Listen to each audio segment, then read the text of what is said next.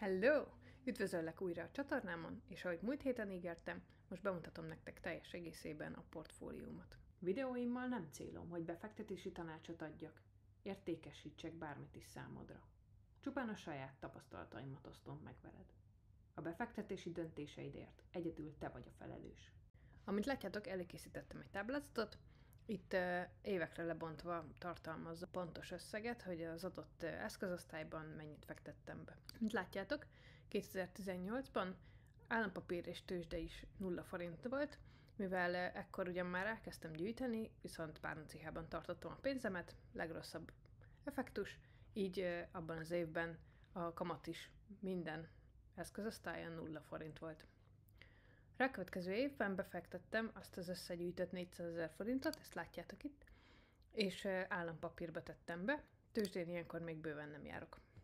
Ez a befektetett 400 000 forint abban az adott évben kemény 6260 forintot kamatozott. Következő évben nem sok minden történt, igazából még egy 10 000 forinttal több került az állampapírba, tőzsdén még továbbra se jártam, és kicsit több állampapírhozamot kaptam. Rákövetkező évben úgy döntöttem, hogy ideje ismét igénybe venni ezt a szolgáltatást, és 2 millió forintot, amit egyébként itt a korábbi években gyűjtögettem össze, azt mind befektettem állampapírokba.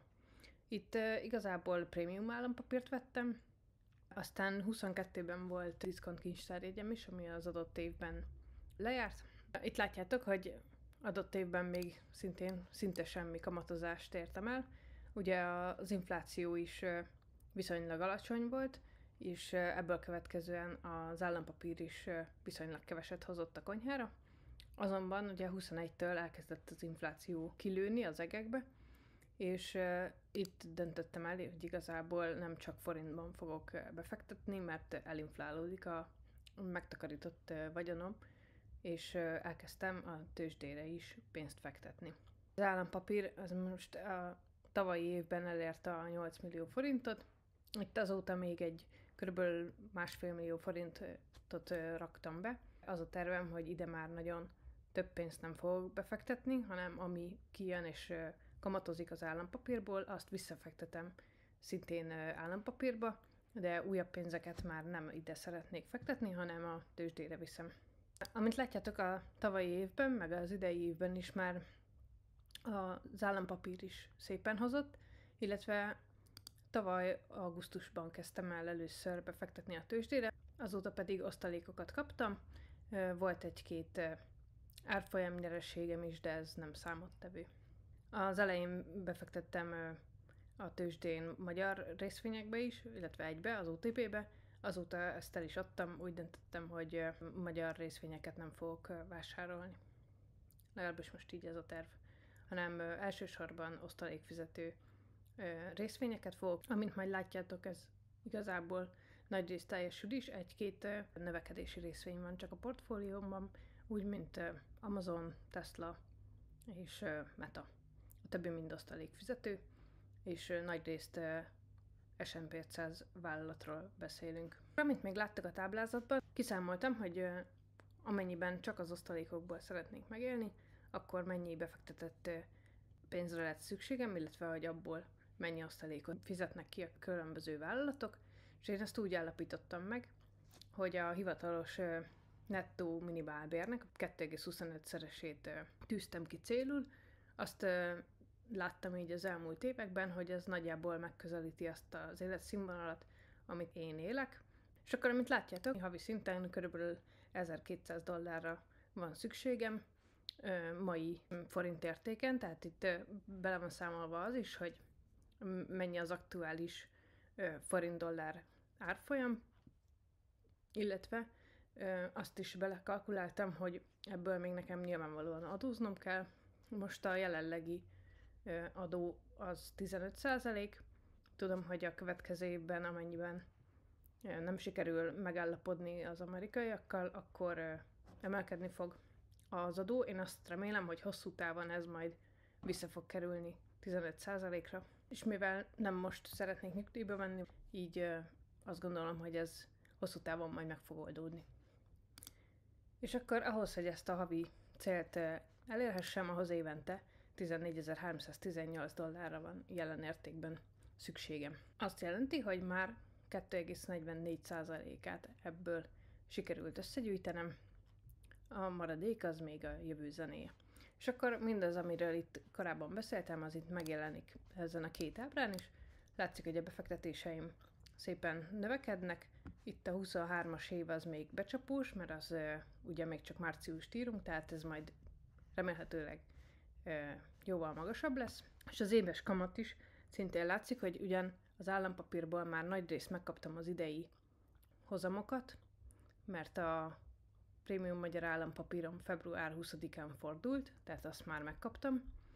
Diszkont kincstárjegyeim még vannak lejáróban, tehát abból még lehet hozamom.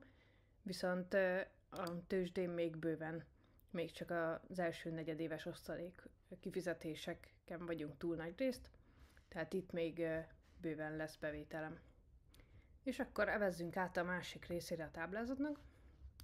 Itt összekészítettem nektek az összes részvényt, ami jelenleg a portfóliómban szerepel. Minden egyes ticker szimbólumhoz megjelenítettem, hogy abból jelenleg hány darabom van, az milyen vételáron sikerült megvásárolni, hogy az aktuálisan milyen dollárárfolyamon mozog, és akkor ebből kiszámoltam, hogy mennyit fektettem be, mennyi a jelen értéke, hogyha adott pillanatban eladnám ezeket a részvényeket, nyilvánvalóan nem teszem, de látszik itt az eltérés. Ezek a százalékos értékek ugyanerre vonatkozóan.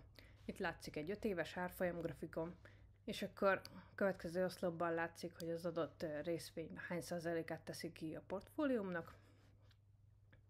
És akkor a következő oszlopok azok már az osztalékról szólnak, ugye ahol üres cella van, azok az osztalékot nem fizető részvényeim, a maradéknál pedig látszik, hogy nekem a vételáron mekkora százalékú osztalék kifizetés jár, hogy ha most vásárolnék, akkor mennyi lenne a kapott osztalék az adott vételáron, és akkor ugyanez darabra leosztva, hogy évente hány dollárt fizetnek az egyes papírok. Előkészítettem nektek 3 ábrát. Az egyik az, hogy szektoronként milyen eloszlása van a részvényeimnek. Itt most látjátok, hogy 3 szektor eléggé nagy falattal lép fel a portfóliumban. A pénzügyi szektor az most kezdett el növekedni, ugye, mert nyilvánvalóan tudjátok, hogy egy-két bank most csődöt jelentett az elmúlt napokban, ezért leesett jó pár pénzügyi papírnak az értéke, és így most azokba is tudtam befektetni jó áron. Ez majd idővel remélem, hogy így helyreáll, és nagyjából hasonló szektorméretek keretkeznek. Itt alatta látjátok az euró és forint árfolyamat, meg a dollár forint árfolyamnak a változás görbét, és akkor amit még itt láttok a jobb oldali ábrán, az az, hogy az adott részvény mekkora százalékát foglalja el a portfóliómnak. Ennyit szerettem volna mondani a mai napon nektek. A következő videómban részletesen végigmegyünk majd a tőzsdei portfóliómon, és mesélek nektek arról, hogy ezek hogy kerültek a portfóliómba, milyen okok vannak mögötte, és hogy a jövőben milyen terveim vannak. Ha tetszett a videó, kérlek, lájkold, iratkozz fel a csatornámra, nyomd meg a csengőt, akkor értesítést fogsz kapni a következő videómról, és szuper hétvégét nektek! Sziasztok!